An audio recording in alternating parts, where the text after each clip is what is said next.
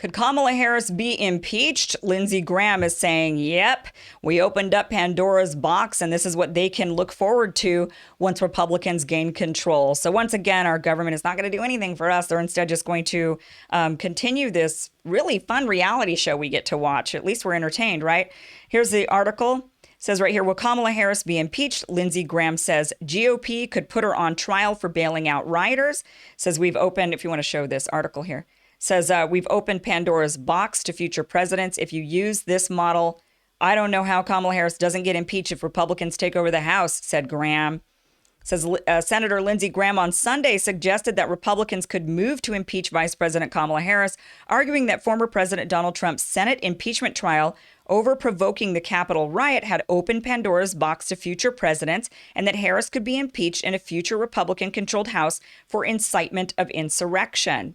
Said Graham's warning came a day after the Senate voted 57-43 to acquit Donald Trump on that same charge. Speaking on Fox News Sunday, the South Carolina Republican said the vice president's support for the Minnesota Freedom Fund, which helped Black Lives Matter protesters to bail out over the summer, could leave her liable for the same punishment.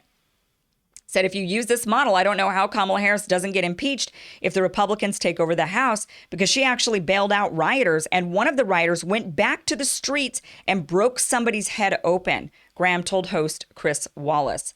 So what exactly is Lindsey Graham talking about? Let's go through it. But right here it says, let's just go ahead and look at the, sorry, this is loading. What's going on here? Why isn't this loading fast enough here? Here we go. Says Minnesota nonprofit with $35 million bails out those accused of violent crimes. Says Minnesota nonprofit has bailed out defendants from the Twin City jails charged with murder, violent felonies, and sex crimes as it seeks to address a system that disproportionately incarcerates Black people and people of color, and it has plenty of money to do it. So this fund it actually had been set up back in 2016 to help incarcerated people make bail, because cash bail is a really crappy system in this country that absolutely needs to go away. There are better systems, and some Republican governors, even in some states, have implemented better systems and have abolished cash bail. This is something that many of us want to get rid of, and it's because it isn't fair that two people could have committed the exact same crime and one can get out of jail simply because they've got money. Somebody else who doesn't have money, maybe they work paycheck to paycheck, and they are accused of the exact same crime, and they have to sit in jail while their family loses more money. They're not able to go to work, and they're not treated like they're innocent until they're proven guilty. So cash bail is an unfair system, and there are better systems out there. So this fund was set up to help people make cash bail in Minnesota. They had originally only fundraised, I believe, about $100,000 annually is what they were able to get in donations. And suddenly, after the after the protests, the Black Lives Matter protests throughout the summer, that fund raised $35 million. So it went from $100,000 annually to suddenly $35 million.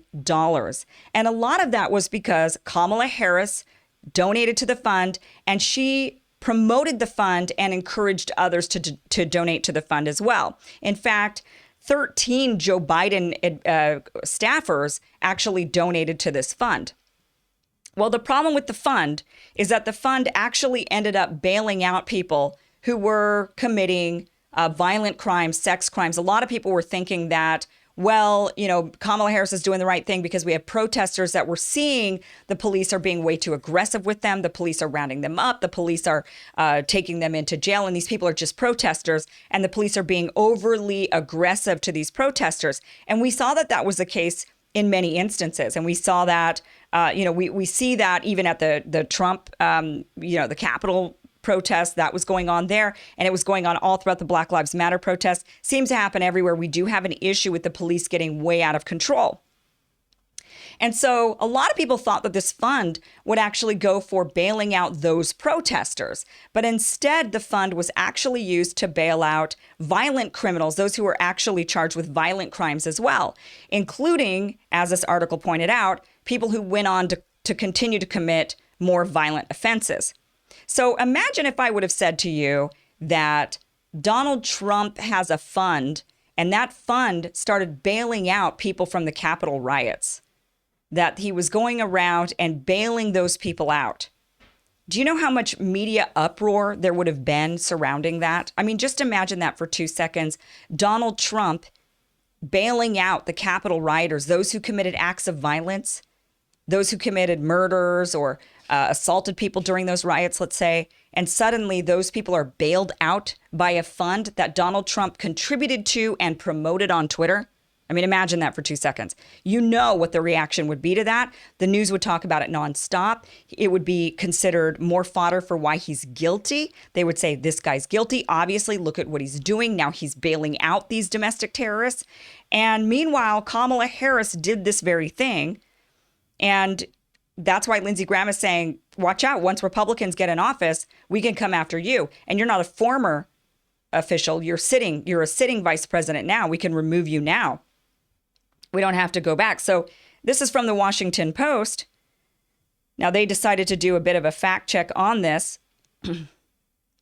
And they said, here's the facts. The MFF, which is the fund, is among the many organizations that seek to mitigate what some see as inequities in the nation's cash bail system.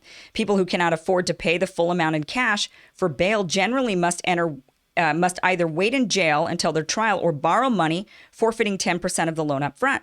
Some states have moved to eliminate cash bail. For instance, New Jersey, under former Governor Chris Christie, replaced it with a point-based system overseen by judges that assesses risk based on the nature of the charges, the defendant's prior record, and the risk to the public. So far, the state says people released under the new system appear no more likely to commit a crime while waiting for their trials than people previously released under the cash bail system. That, by the way, is absolutely the way that the system has to work. The judge just needs to assess the person's risk and then say whether or not they can be let out of jail. The cash bail system is completely unfair for those who, it just comes down to how much money your family has. And it really is truly an absolutely unfair system. Former Vice President Joe Biden, the Democratic presidential nominee, also has proposed eliminating cash bail. Critics of the current bail system say it mainly harms people of color who are poorer and less able to afford bail, forcing them to lose jobs and income as they await trial. And it's not just people of color. It's affecting poor people. This is an attack on poverty. I know a lot of people want to make it a racial issue. It's not really a racial issue. Cash bail is a poor versus rich issue. If you are black and you are rich, you are getting out of jail. And if you are white and you are poor, you're not. Okay? This is not a black-white issue, and I wish they would stop making it that, because this is purely and it is absolutely a poverty issue. Now, you could say, and it's true, because we need a lot of criminal justice reform in this country, you could say that two people committing the exact same crime, one being white, one being black, the judge says to the black person, your bail is set at $100,000. And to the white person for the same crime, they say your bail is $10,000. That does happen. And that also has to change. That is why I think there's an even better system out there than even the point system, because I think that still allows for bias, and there shouldn't be any bias in that decision, because I do think then there is this kind of I do think that actually where there is racism in this country, real systemic racism, it's in our criminal justice system. I fully believe that. And I know because I went through it. I had a parent go to prison. So I am intimately aware of the prison system in this country and how it affects families and how difficult the system is to navigate. And especially for people of color and people who don't speak English, it's particularly very difficult. So it says, but it goes on to say here that, let's see if I can find it. So Kamala Harris did actually tweet out for everybody to go and donate to this fund. Okay. And she herself did, some of Joe Biden staffers did. And it says here, according to an accounting by the American Bail Coalition, verified by the fact checker, whoever that is, with the review of Hennepin County jail records, all but 3 of the 170 people arrested during the protest between May 26th and June 2nd were released from jail within a week. Of the 167 released, only 10 had to put up a monetary bond to be released. In most cases, the amounts were nominal, such as $78 or $100. In fact, 92% of those arrested had to pay no bail, and 29% of those arrested did not face charges. So this fund ended up getting this $35 million and not needing to use hardly any of it, actually. So another big question is, where is the rest of that money? What has it been used to? Did it go towards, who knows what it went to? But that's a question people should be asking. And it says, however, there are some instances of MFF assisting people accused of serious crimes. One defendant, Jaleel Stallings, was charged with attempted murder after allegedly shooting at police during protests on May 30th, county records show. MFF paid $75,000 in cash to get Stallings out of jail, according to MFF Interior Director Greg Lewin. He said Stallings was among a dozen people MFF helped with direct bail actions after the protest. Another one here, the probable charge statement against Stallings says officers wore their uniforms as well as SWAT vests and helmets as they fired 40-millimeter plastic projectiles to disperse crowds. As police officers patrolled in an unmarked white van, a group of people ran away, but Stallings allegedly approached the vehicle and appeared to fire 3 or 4 rounds from an AK-47 style mini Draco pistol. After an officer fired a plastic projectile in his direction, Stallings was quickly subdued and arrested. So they bailed that guy out, and they also bailed out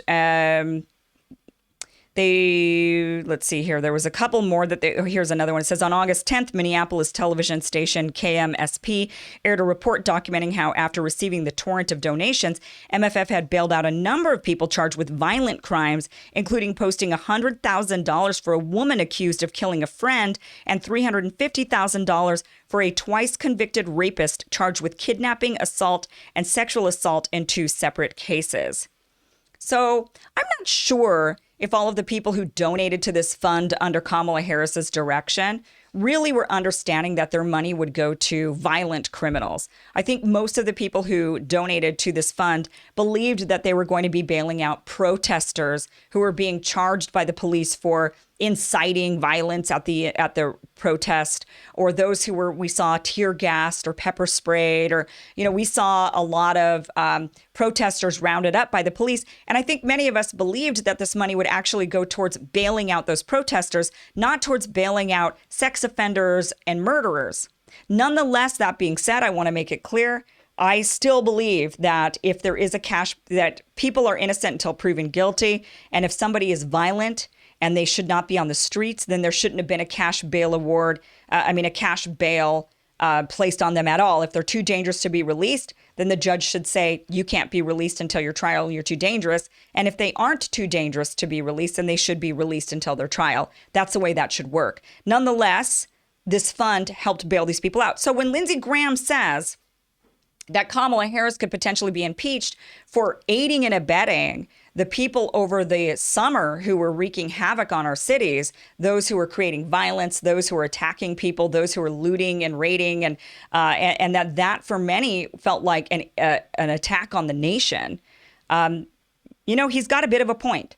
So if they're going to set the bar at, look, if you call for protest or if you support the protesters anyway, when Trump came out and said, I love you, go home, I love you, right? So people called him out on that, saying, I can't believe he said, I love you. Well, Kamala Harris went a step further, and she said, not only does she she maybe didn't say I love them, but she showed love with money.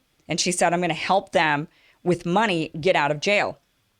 So like I said, had this been Donald Trump who did this, that we would never hear the end of it. That if it turned out that Donald Trump and his fund that he directed or helped or promoted used $350,000 to bail out a twice convicted rapist charged with kidnapping and assault who was a person at that riot, that we would not hear the end of it. Same thing if they bailed out somebody for $250,000 who murdered somebody, we would not hear the end of it on the news cycle. Yet Kamala Harris does it. And we see that there is a double standard on this. And I don't care why the protests were going on. Somebody who is murdering people or raping people, that is not a peaceful protester. And that is not somebody that you could say is, part of these protests, and therefore, that this is that you just can't make that connection. So that is, it's a case. And now that we're setting this new precedent of what people can be impeached over, and believe me, with Donald Trump being impeached twice, I think we certainly could probably see Kamala Harris being impeached as soon as Republicans gain control. I don't think they'll ever impeach Joe Biden. I don't think Joe Biden does anything controversial enough for the establishment at all. But Kamala Harris, on the other hand, I do think they would potentially go after. And I think that the Democrats have set this sort of precedent. I also see them now calling to end the filibuster. And I'm sitting there thinking, do you really want to end the filibuster? So you're doing it so that you could push through all this legislation with a simple majority because you've got 50 senators and you have a slim majority in the House and you want to be able to shove through legislation with a simple majority. So you want to end the filibuster. But don't you just stop and think what will happen when the Republicans gain control? Or do you really think they're never going to gain control again? And if you think they're never going to gain control again, why do you think that? Why would you think that? That seems odd, right? Unless somehow they're never going to gain control again. Why would you think that?